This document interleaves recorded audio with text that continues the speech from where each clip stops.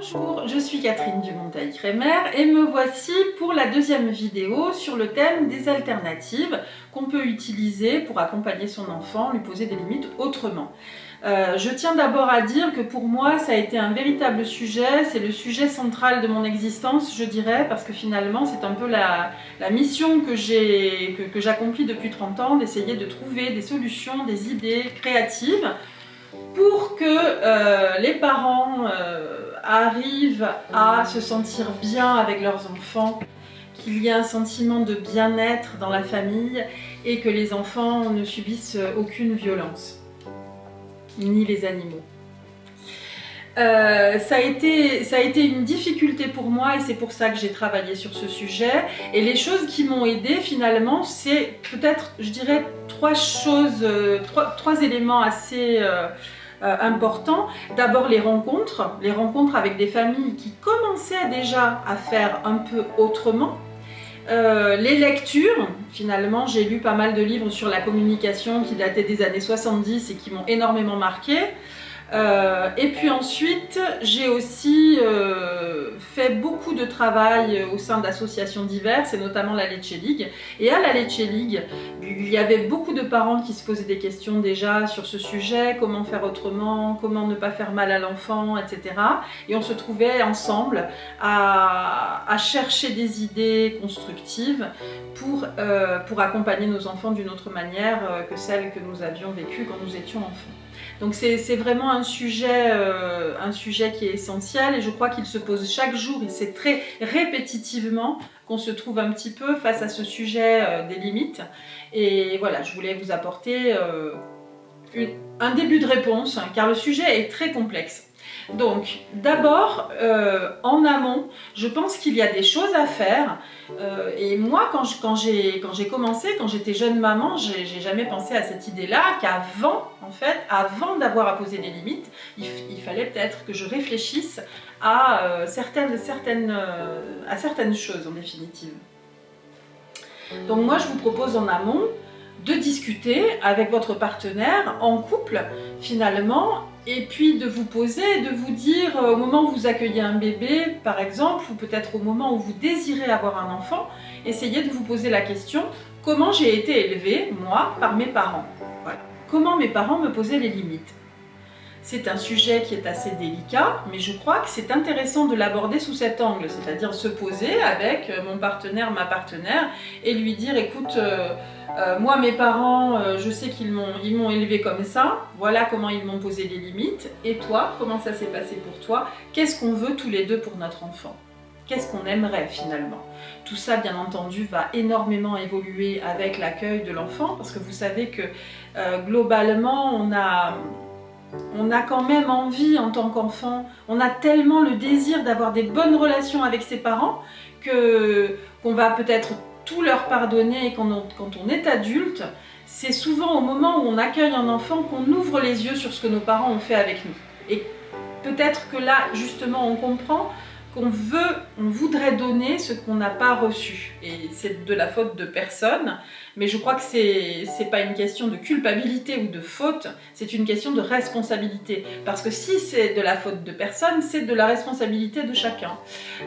Donc voilà, déjà se poser des questions à ce niveau-là. Moi je dirais une deuxième chose, changer de regard sur l'enfance, parce que là je trouve que on a été beaucoup dans l'idée que l'enfant, il faut le formater, vous l'avez entendu dans la dernière vidéo peut-être ou dans celle sur la charge mentale, l'enfant était vu comme un bloc d'argile qui devait être modelé par ses parents, alors qu'aujourd'hui on peut le voir simplement comme une petite graine qu'il faut arroser, faire pousser, dont il faut prendre soin, dont il faut combler les besoins. L'enfant n'est pas un bloc d'argile. Aujourd'hui, on sait que le bébé, quand il arrive au monde, il a déjà de nombreuses compétences et en plus qu'il a des compétences extrêmement importantes, des compétences relationnelles très importantes. Il est empathique, il va prendre soin de la relation et ce sont des capitaux à préserver plutôt que des choses à lui apprendre, à lui enseigner. Alors ce qui représente, enfin moi je trouve très, très amusante cette couverture de livre là, de mon dernier livre qui s'appelle Une nouvelle autorité sans punition ni fessée, qui est quand même le reflet du changement qu'on attend au niveau de la vision de l'enfance. Vous voyez là, l'enfant, on le voit en train de tirer la langue. C'est un enfant, enfin c'est une vision de l'enfance particulière, l'enfant insolent, l'enfant provocateur. Donc c'est une vision de l'enfance et aujourd'hui, il y a quelques mois, l'éditeur a changé sa couverture et j'étais ravie de ça parce que là du coup on voit un enfant qui est avec ses parents, qui est écouté par sa mère et son père. Et là, on a un cœur qui symbolise l'amour, pour moi, l'amour, l'attention parentale. Et c'est plus du tout la même histoire. Donc je crois qu'on doit faire évoluer notre regard sur l'enfance avant d'accompagner un enfant. Voilà, donc ça c'était pour la question de l'amont. En amont aussi, moi personnellement, je pense qu'aujourd'hui on a tellement de pistes, de possibilités de rencontres. Je crois que se constituer un réseau de soutien, une tribu, appelez ça comme vous voulez, c'est important parce que l'accompagnement d'un enfant va nous confronter, va nous mettre face à notre histoire. Ça peut être très dur et l'accompagnement de mes pairs va m'aider. Et de même que je prendrai contact avec le consultant en parentalité qui vit près de chez moi. Vous savez que j'en ai formé de nombreux et ce sont des personnes absolument géniales qui vont vous aider, qui sont parents, qui ont une expérience et qui ont une formation. Et je crois que ça, il ne faut pas s'en priver, d'aller dans un groupe de parents animé par un professionnel et puis aussi de savoir animer sa propre tribu, de savoir aussi bénéficier de ce que nos amis peuvent nous apporter. Donc en amont, je dirais ça. Ensuite, je pense aussi que on a aussi à changer d'idée et de regard sur ce qu'on a appelé les bêtises pendant très longtemps. Un enfant ne fait pas de bêtises, un enfant n'est pas bête et il ne fait pas de bêtises. Alors qu'est-ce qu'il fait l'enfant ? L'enfant, il commet des maladresses parce qu'il n'a pas encore fini son développement psychomoteur. Alors un tout petit a une grande envie de participer au monde des humains, d'en faire partie, et il va commettre des maladresses avant de savoir être habile, adroit, de savoir faire, d'apprendre. Vous savez que le sujet des limites, c'est un sujet d'apprentissage, donc il va apprendre des compétences. Et puis, petit à petit, il en commettra moins des maladresses. Les maladresses ne sont pas du tout des bêtises. Ce sont des erreurs qui font partie du processus d'apprentissage. On pourrait comparer ça à des erreurs dans le domaine de l'apprentissage. Alors, ensuite, ce que les enfants font, c'est faire des expériences. Les enfants font des expériences. Alors, ils font des expériences parce que finalement, ils redécouvrent le monde d'une certaine manière et ils ont besoin d'expérimenter, d'explorer, de découvrir. Donc, ils vont parfois, une expérience se transforme en bêtise ou en maladresse. Quelquefois, nous ne les trouvons pas toujours de notre goût, ces expériences-là, mais pour autant, ça fait partie du processus de l'apprentissage de l'enfant et quelquefois, nous allons en empêcher certaines des expériences parce qu'elles atteignent à notre intégrité, à notre santé. Peut-être qu'elles vont notre enfant va dégrader du matériel auquel nous tenons beaucoup. Voilà, donc c'est à ce moment-là que nous allons poser des limites. Et la troisième chose que les enfants font, et c'est très fréquemment qu'ils le font quand même, ce sont des appels au secours, des demandes d'attention. Alors ce qui est difficile avec les appels au secours et les demandes d'attention, c'est que là, comme l'enfant est en manque d'attention, il va avoir un comportement anarchique et que nous allons trouver totalement inapproprié. Donc là, peut-être qu'il y a une réflexion à avoir sur comment donner à l'enfant plus d'attention, etc. Alors, on va peut-être faire l'anatomie de la question des limites, finalement. Donc, la première chose, quand un enfant a un comportement inapproprié, qu'on peut faire, c'est examiner si ses besoins sont comblés. Alors les besoins des enfants, je vais réduire ça très grossièrement parce que je veux vous faire une conférence assez courte. Donc les besoins physiologiques, manger, boire, éliminer, dormir, mais aussi, je trouve, recevoir du contact physique affectueux, pour moi c'est un besoin physiologique, recevoir de l'attention de ses parents et puis apprendre. Je crois qu'un être humain qui n'apprend pas ne se développe pas de façon adaptée, normale, même si je n'aime pas trop le mot. Donc, vérifier si ses besoins sont comblés et constater que peut-être un des besoins n'est pas comblé. Je vais par exemple au supermarché le soir, mon enfant a faim, il est possible qu'il fasse une crise de rage dans le supermarché parce qu'il a faim. Alors l'enfant, quand il ne va pas bien et qu'il éprouve un stress, il va se charger de tensions et à un moment donné, il va les décharger, ces tensions.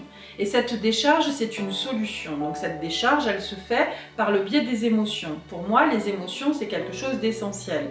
Donc mon enfant, quand je ne comble pas ses besoins, il accumule des tensions, ou quand j'agis d'une certaine façon blessante avec lui, ou quand il a été blessé à l'école, il va accumuler des tensions et il va les décharger au moment où je m'y attends le moins, peut-être le soir en rentrant de l'école, va-t-il faire une crise de rage énorme, et peut-être que je vais interpréter ça comme un comportement totalement inapproprié et que je vais le punir alors qu'il est en train de faire, finalement, de réagir comme, d'utiliser d'une certaine manière un processus physiologique de guérison de la tension.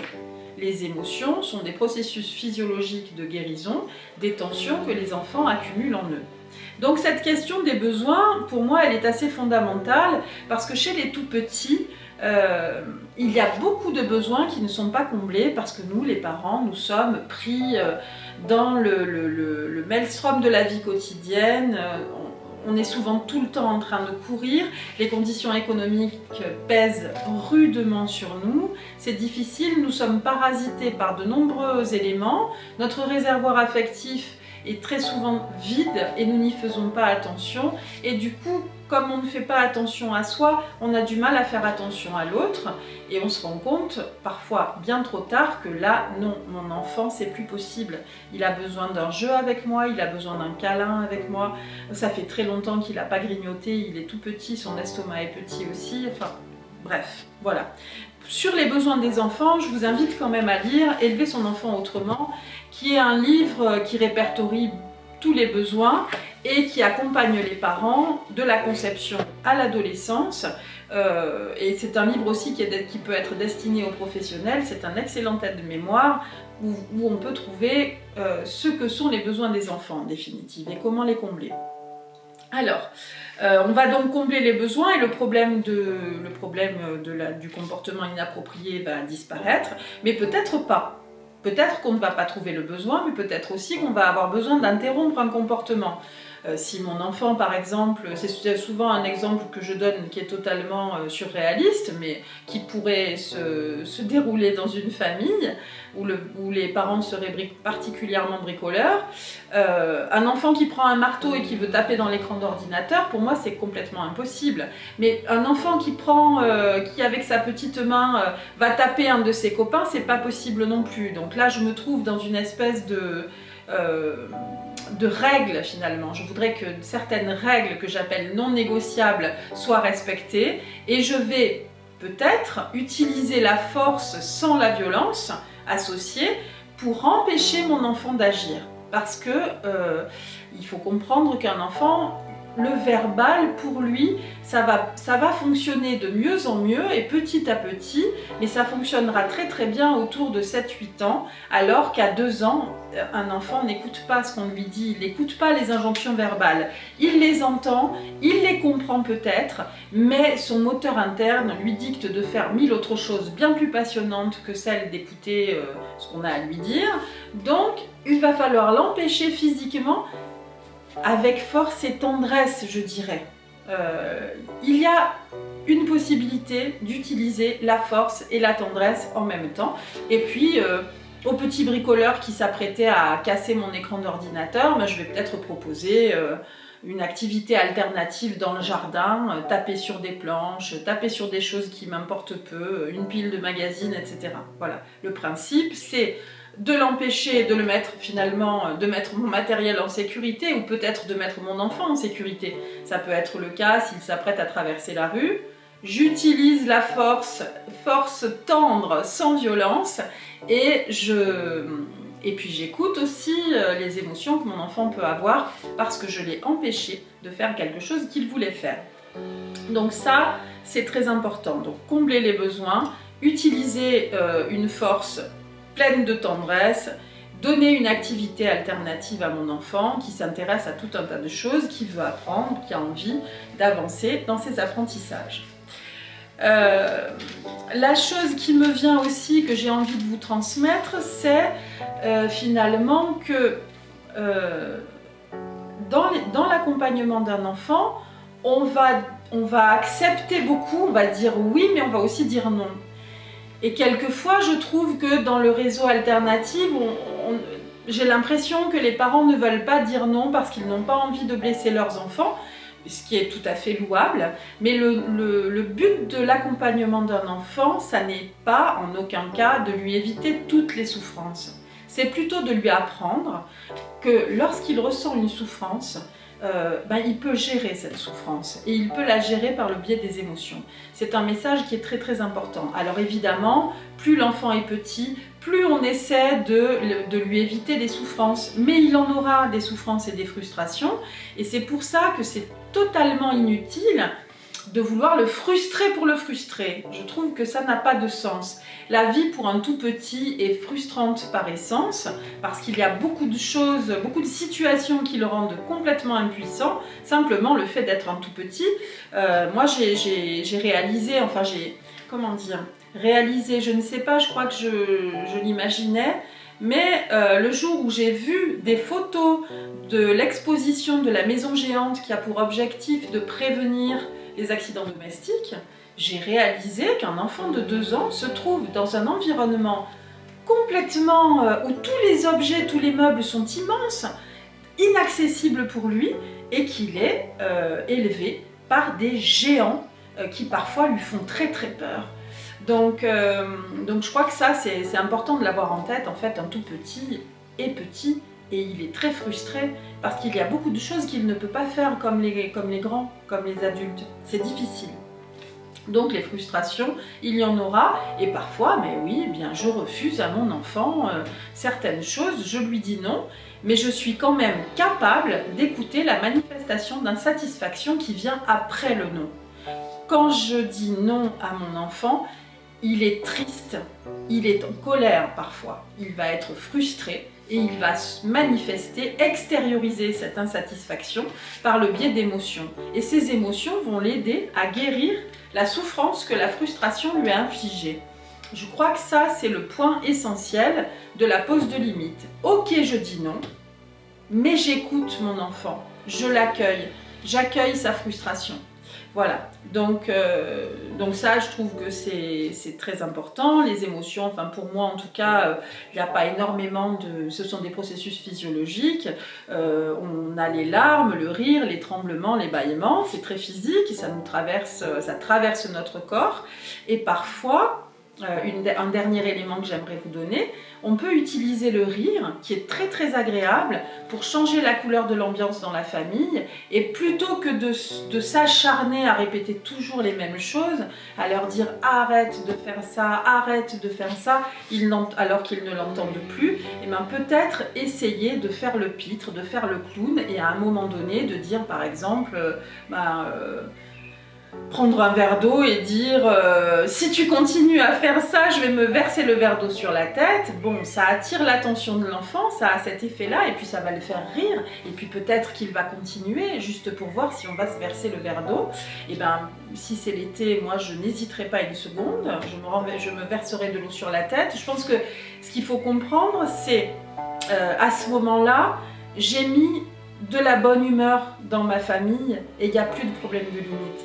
Quand je suis capable de faire ça, quand je suis capable de ranger ma dignité au placard et de faire le clown, et de faire le pitre, et de poser des limites d'une manière amusante, on va rire ensemble, nos réservoirs affectifs vont être pleins, peut-être qu'on va faire des courses de caddie au supermarché, peut-être qu'on va, tiens, aujourd'hui, peut-être qu'on va manger sous la table, c'est tellement difficile de se mettre à table quelquefois, ben là aujourd'hui, pique-niquons sous la table, ça sera plus marrant, ou on va peut-être faire une tente dans le grand lit des parents. Oui, là j'en vois je le vois, je vois que vous faites une drôle de tête quand je dis ça, mettre des miettes dans le lit des parents, aïe.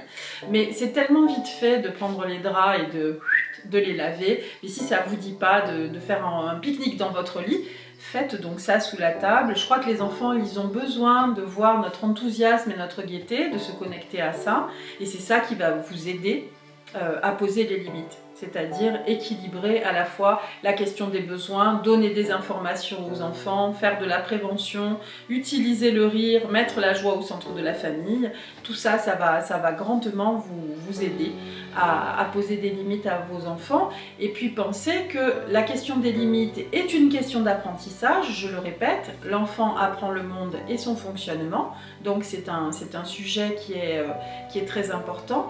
Et puis cette question de l'apprentissage du monde et de son fonctionnement dépend du lien que vous avez avec votre enfant. Et quand on ne fait pas peur à son enfant et quand on est affectueux avec lui, qu'il peut compter sur nous comme il peut compter sur un allié qui lui donnerait des informations, des idées, qui l'accompagne, le câline, etc. Partage avec lui aussi des activités, des jeux. Et bien à ce moment-là, on a un excellent lien sur lequel on peut se reposer pour faire cet apprentissage. Et ça, c'est quelque chose qui me tient particulièrement à cœur. Je l'ai constaté dans ma propre famille. Le fait que de ne pas faire peur, ne pas contraindre finalement, aider, accompagner, soutenir toujours, ça aide vraiment sur ce sujet de la pose de limite. Voilà. Ce que je voulais vous dire aussi, c'est que avec nos enfants, on fait face aussi très régulièrement à des réactivations de notre histoire passée d'enfant et que c'est ça qui rend difficile le sujet de la pose de limite. Donc je ne vais pas approfondir ce thème-là parce que je l'ai déjà développé dans une vidéo qui est un échantillon du programme W comme Wow, qui s'appelle D comme disproportionné. Donc je vous laisse aller regarder ça, aller voir cette vidéo.